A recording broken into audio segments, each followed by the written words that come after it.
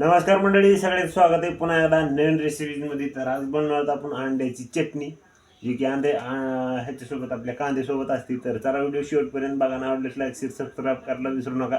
झणझणीत घरच्या घरी कशा प्रकारे तुम्ही सुद्धा करू शकताय ती बघा थोडक्यात सामानामध्ये. तर बघा इकडं आता आपण घेतलं आहे कांदा चिरून, 2 कांदे मोठे चिरून घेतलेत.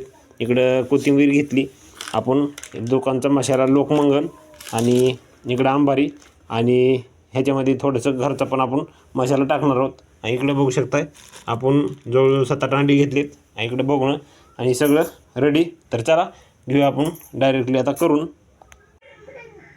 तर बघू शकता इथं आपण मगामध्ये घेतलेत सगळे अंडे फोडून, आणि आपण आधी कांदा भाजून घेणार आहोत. त्याच्यामध्ये तेल चटणी सगळं टाकून घेणार आहेत, आणि नंतर आपण हे.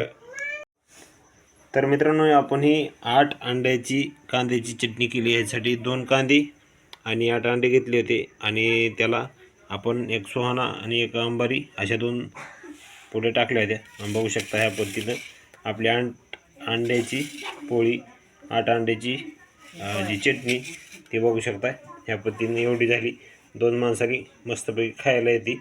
तर मित्रांनो, मोबाईलमध्ये चार्जिंग नव्हती, त्याच्यामुळं आपण जास्त काय शूटिंग केली नाही करता वेळेस. तर ह्याला पहिल्यांदा कांदा टाकून घेतला, आणि कांदा टाकल्याच्या नंतर पुन्हा त्याला आपण त्या कांद्यामध्येच सगळं जे आपलं माल मसाला आहे ते सगळा त्याच्यामध्येच टाकून घेतला होता. आणि अंड्याची फक्त जी अंडे फोडलेली ती फक्त शेवटला त्याच्यामध्ये सोडली आणि हलवली. 5 मिनटं हलवून ह्याला बघू शकताय. पहिल्यांदा सगळं पातळ असल्यानंतर घट होत होत हे अशा पद्धतीचं बघू शकताय.